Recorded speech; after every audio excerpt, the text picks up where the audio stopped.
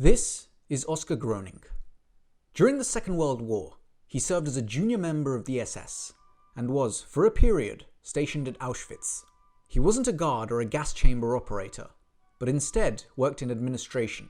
He was responsible for the accounting of money and of personal property of the arriving prisoners. He never physically harmed anyone himself or gave orders for others to perform acts of violence. Despite knowing full well of the horrors of the camp, his job consisted of working at a desk for about 2 years before he was transferred to the Western Front. Oskar Gröning survived the war and lived a relatively normal life until 2014, where at the age of 94, he was charged with being an accessory to murder for his time at Auschwitz. This charge was made because in 2011, as part of the famous case of John Demjanjuk, a legal precedent was set in Germany that meant one's mere working presence at a concentration camp was enough to convict you of being an accessory to murder. Based on this precedent, Oskar Gröning was found guilty of being an accessory to murder in 2015. What I would like to explore as part of this video is whether this was the right decision, and more importantly, what moral expectations we should set for our fellow citizens. Before I do begin my analysis of this decision's legal and philosophical impact, it's important to provide a bit of context. The first thing we need to note is that despite the tens of thousands of people who worked in the Nazi concentration camps or ghettos, only an absolute minority were ever prosecuted. Auschwitz was by far the most high-profile camp, and even there, about 85% of those who worked there and survived the war faced no repercussions of any kind. For this reason, there is perhaps a case to be made that the authorities were trying to make an example of Groening, effectively saying, anyone who assisted the systematic killing of Jews in any capacity whatsoever is guilty. Perhaps, if the overwhelming majority of Nazis had been brought to justice, people such as Groening would have been left alone or charged with a less serious offence. It's difficult to say. But, regardless of why Groening was prosecuted and convicted, what I'm more interested in is understanding what the implication of this conviction is. As I mentioned, the crime that Oskar Gröning was convicted of was that of being an accessory to murder. The judge, Franz Kompisch, gave a very powerful judgment, explaining the reasoning behind this decision. He submitted that Groening was ultimately part of the machinery of death that enabled the camp to function. Groening was found to have been making his own choices, regardless of his deeply nationalist upbringing. The court held that Groening was not stupid, he was an educated man. Yes, he was influenced by propaganda, but he actively chose to support the message of that propaganda. Yes, he expressed concern to his superiors over the horrors he witnessed at the camp, but he ultimately conceded that the Jews were the enemy of the German people, and that the purpose of Auschwitz was justified. He provided support to the heinous policy of the camp through his work, and was an accomplice of the system. The judge said, "I don't want to call you a coward, Mr. Groening, but you took the easier path and stayed in your desk job." Now, providing criticism of this decision is not easy because of the sensitive nature of the topic and the horrifying tragedies that occurred during the Holocaust. Believe me, it's not that I want to go out of my way to defend members of the SS. However, I do believe that the judge may have made a mistake in his verdict, which could potentially have a series of legal and philosophical ramifications. The judge argued that Groening knew what he was doing. He voluntarily chose to stay as a working member of the Auschwitz camp, understanding and accepting what was going on there. He was part of the machinery of death, and was therefore guilty by association. Now, although I do think Oskar Gröning was perhaps guilty of being an accessory to the fulfillment of war crimes more generally, I don't think it's fair to say that he was an accessory to murder specifically. As I mentioned previously, Groening never committed any acts of violence with his own hands, or ordered anyone else to do so themselves. If Groening had never set foot in Auschwitz, the running of the camp's administration might have been slightly less efficient, but I don't think it's fair to say that any life would have been saved by virtue of his absence from the camp. On this very point, I find it difficult to see how one can be an accessory to murder if their very presence and actions would have borne no impact whatsoever on the number of people actually murdered. You could even take this further. Let's assume that Groening's entire administrative department had been absent. This would undoubtedly have damaged the camp's running in a variety of ways. But again, would that in and of itself stop the frontline guards from pulling innocent victims off trains and sending them to their death? It might have made the process slower, but it certainly wouldn't have halted the evil that was occurring there. The fact of the matter is, I do not believe that there was a causal link between the murder of even a single Jew at Auschwitz and Oskar Gröning's presence within the camp. Now, some of you at this point might be wondering why I am getting myself into such a legal rabbit hole. Why on earth am I going to such lengths to defend someone who played a role in the machine that systematically killed so many innocent people? The reason why I'm doing this is not because I feel any kind of sympathy for Groening. Besides, he died before serving his jail sentence, so to be honest, he really didn't have to suffer much. And even if he wasn't guilty as an accessory to murder in my book, that doesn't mean that he was free from moral guilt or another less severe legal charge. The reason I am critical of the German court's decision is because it opened what I see as being a genuine can of worms. I can understand why the German court wanted to go to such lengths to denounce its Nazi past and all those that were associated with it. But the fact of the matter is, I do believe that it's a mistake to judge an alleged criminal based on how horrifying the crime was, rather than on his involvement within that crime. As harsh as it may seem, I do think that the scale of the crime is, and must be, a complete irrelevance. A mass murderer, or an accessory to mass murder, should never be measured on the basis of how horrifying or how historically unique that act of mass murder was. He's either responsible for contributing to murder, or he's not. It doesn't seem to me that changing the rules based on our emotional reaction to the horror of the Holocaust is right.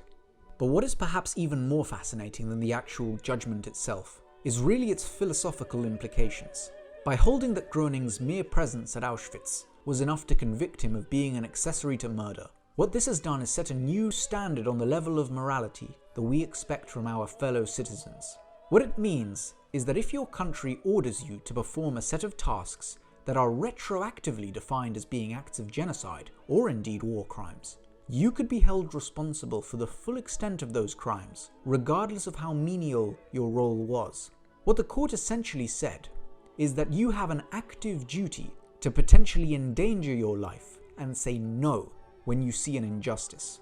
Not just when a stupid friend tempts you into doing something that you shouldn't do, mind you, but when the state itself tells you to do something that you shouldn't do. It means that even if a democratically elected government that represents the will of the people coerces you into partaking in an act, you yourself are responsible for the effects of your acts and the acts of everyone else. You have essentially become a moral adjudicator of the state, who has an active duty to defy the state in certain circumstances, which is, in and of itself, undemocratic. In my view, this line of analysis very much echoes Alexander Solzhenitsyn's observation of how a society can radically descend into tyranny, the answer being one step at a time. If we see injustice or tyranny, it is our duty to point it out and not to turn a blind eye. But what I would submit to you is that there is a difference between a moral duty and a legal expectation.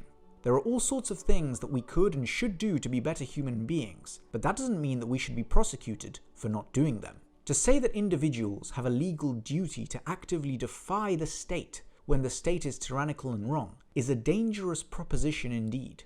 Who decides when the state is being tyrannical or indeed wrong? Where do we draw the line between right and wrong, if not through the law, which is, at least in theory, a representation of the views of the people? There's a reason why in English criminal law, an omission is not an offence. If you see someone drowning and fail to save them, you're not liable for murder, even if you could have easily saved them. The reason for this is twofold. 1, you did not actively kill the person drowning. 2, if common citizens owe legal duties of care towards their fellow citizens, we risk entering a never-ending chain of liability. For example, let's say a homeless man dies of hunger in the street. Should all passers-by be guilty of murder for not giving him money for food? Now, a counter-argument to this would be that we need to set a very clear and well-defined set of rules on what defines an evil act that provides you as an individual with a positive obligation to defy the state. Those rules could perhaps only extend to acts of mass genocide such as the Holocaust. So, in other words, only if an act so murderous against a group of civilians is taking place, do you as an agent of the state have an active duty to defy or indeed repel the orders of the state. Now, in an ideal world, I wouldn't necessarily be against this. It's not a bad idea to give individuals an active duty of care to avoid their country descending into mass murder and tyranny. The only objection I would raise, however, is that the more discretionary power we create, the more it can be abused. It only takes the accumulation of a little bit of water to eventually break a rock through freeze-thaw. By that same token, even Hitler himself didn't devise the final solution until early 1942. It took the Nazis 9 years of gradually increasing oppressive action to arrive at that stage. If we were to grant the state the power to apply modern law to old situations, maybe it would only ever be used appropriately, but there is a genuine risk of abuse to suit whatever modern standards of morality are. Just take a look at how our social attitudes have changed since the 1950s, for both better and worse. Back then, it was illegal to be homosexual, which is a legal standard that I would strongly condemn. On the other hand, there wasn't a movement of people arguing that the trivial act of misgendering someone should be a hate crime. Now, obviously we can't compare the potential gravity of draconian hate speech laws to the sheer horror of the Holocaust, but the point I'm simply trying to illustrate is that our views on morality and acceptable behavior is changing all of the time. The more power you give the state to apply new norms to old situations on a discretionary basis, the more scope for abuse of power you provide to the state. This is the precise reason why retroactively applying a new law, or ex post facto law as it's more formally known, is forbidden in most countries. Should the British government really be allowed to wake up one day and say, "Oh, you know that law we had in place 50 years ago? That was not only wrong, but we're going to act as if that law didn't even exist. Therefore, anyone who followed that law is now guilty of an offence." Are we sure we want to give the state that kind of power? But also, how far can we take this? The German court established that if you are an administrative worker in a concentration camp, that you are an accessory to murder. Okay, what if you were a neighbour of a Jew who was being deported and you failed to defend him? Are you guilty of an offence? What if you failed to speak up against the regime more generally? What if you actually voted for the Nazi regime? What if you witnessed someone being abused on the street but didn't intervene? Are you then guilty of an offence? What exact lines in the sand are we going to draw to distinguish between all of these cases? Something I do find wrong is that it seems as though people today look at the horrible acts of history and seem to think that they would have acted differently if they were in those situations. This is something that I completely refute. I see no reason whatsoever to believe that German citizens in the 30s and 40s had any different moral standing to all of us now. Were we in their exact positions, most of us would probably have acted in the same exact way. It's not nice to think about, but it's almost certainly true. Humans are animals, and animals are savages. The question is, what moral standard do we apply to ourselves? Should we ever reach a stage where private citizens have an obligation to defy the state and the law if a potentially arbitrary tyrannical standard is breached? Maybe so in exceptional cases such as the Holocaust, but it's certainly an act of treading on thin ice.